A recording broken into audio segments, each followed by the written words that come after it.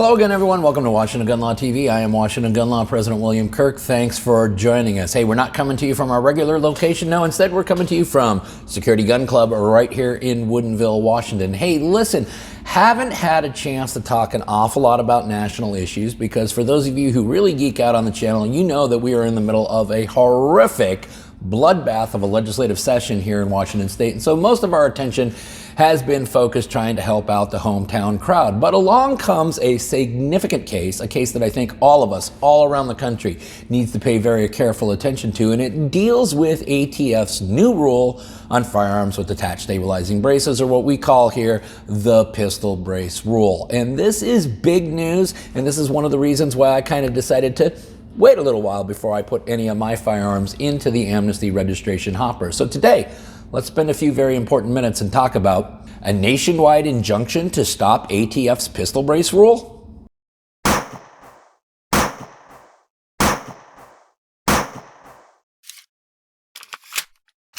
Okay, so the case we're talking about, and it is a doozy, and I've had an opportunity to get through it now, is the case of State of Texas, Gun Owners of America, Gun Owners Foundation, and Brady Brown versus the ATF.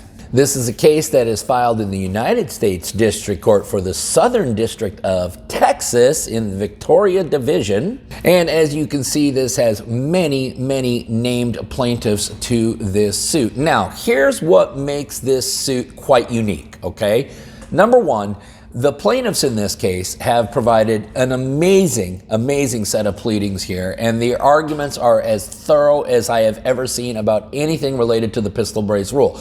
They have taken the best parts of all of the other arguments, consolidated it into one gigantic argument. So this is a really well done set of pleadings. Here's the other thing, and this is important to all of you, is that the remedy that they are requesting here is a temporary nationwide injunction which would enjoin ATF from enforcing this pistol brace rule. So this has the potential to be really big. Now, to give you an idea of just how thorough the pleadings are, there are 11, that's right, count them, 11 separate grounds of attack towards ATF on this pistol brace rule. And candidly, having had an opportunity to review all of them, I think all 11 of them have merit. Now, we're going to put the links down below for the actual pleadings because we don't want to get too deep into it today, get too far into the woods and end up with a 25-minute video here. But I'm going to give you a quick summary of all 11 attacks, and then I'm going to talk to you also about what is the most important aspect of all of this litigation.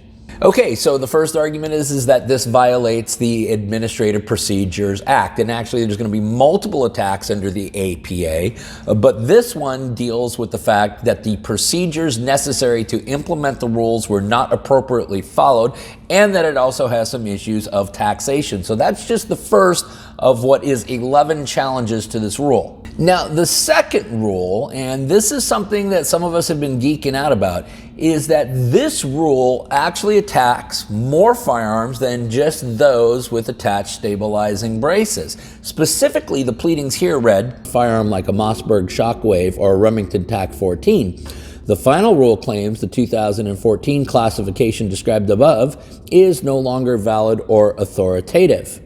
However, the final rule then goes on further, addressing not only that the 2014 letter, but also opines that the 2014 classification letter and any classification that provides that a pistol grip shotgun is not an NFA firearm is no longer valid or authoritative, and the firearm should be resubmitted.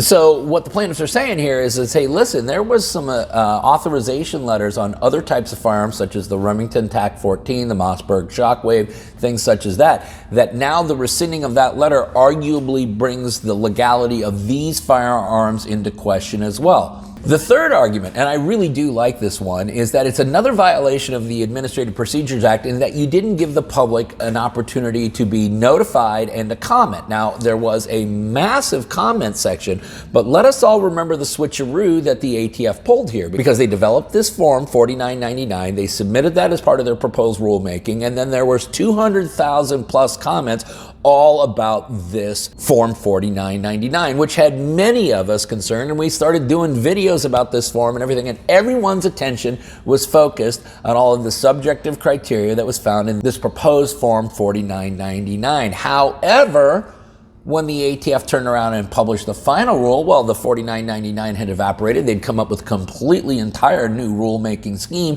one of which, of course, the public never had an opportunity to comment on.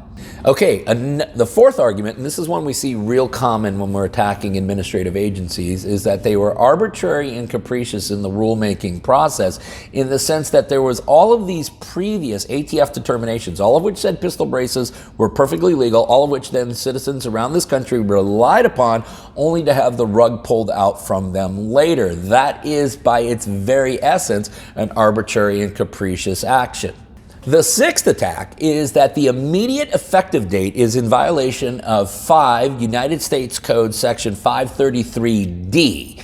And so the emergency enactment date, the inability for anyone to prepare for this, the fact that we arguably end up with some unconstitutional takings and things such as that, subject some people immediately to criminal liability without providing them notice, is yet another attack that the plaintiffs are waging against the pistol brace rule.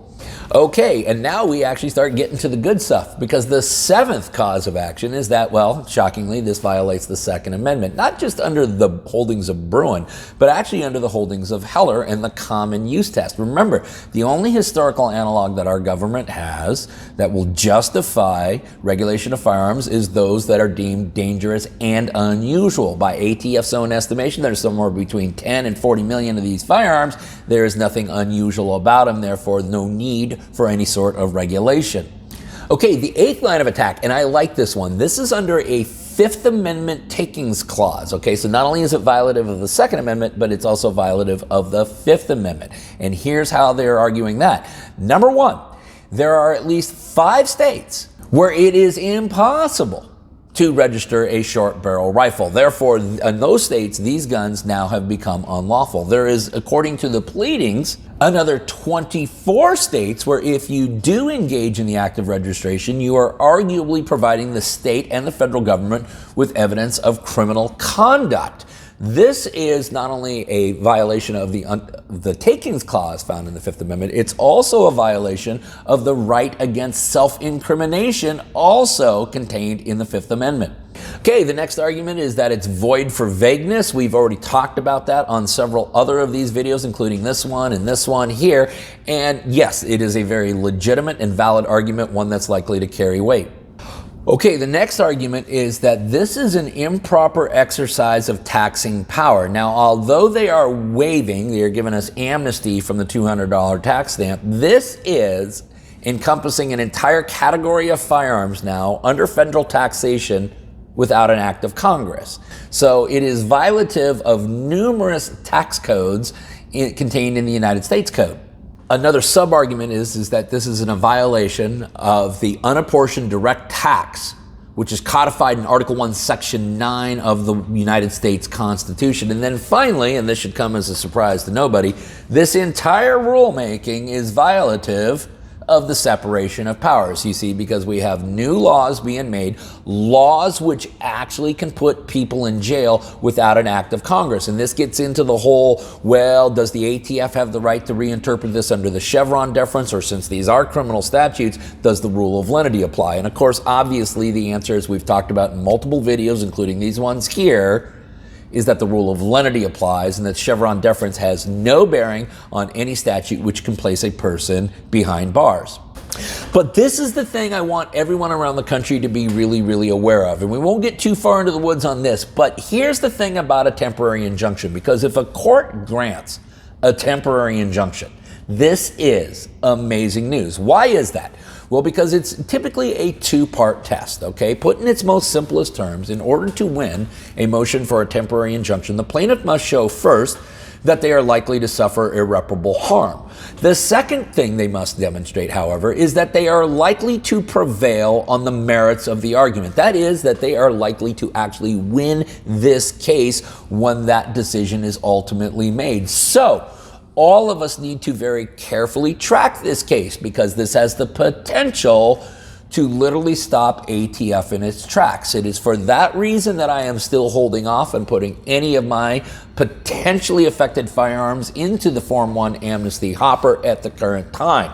We will keep you posted about this lawsuit. We will keep you posted about what we decide to do with the firearms that may be affected by this rule. In the meantime, you may have more questions about this or about anything else related to what's left of our Second Amendment rights. If you do, you should know how to contact Washington Gun Law by now. But if you don't, hey, all of that is in the description box down below. In the meantime, I want all of you to remember that part of being a lawful and responsible gun owner, like we talk about all the time here at Washington Gun Law, is to know what the law is in every situation and how it applies to you in any instance that you may find yourself. Until next time, thanks for watching, and stay safe.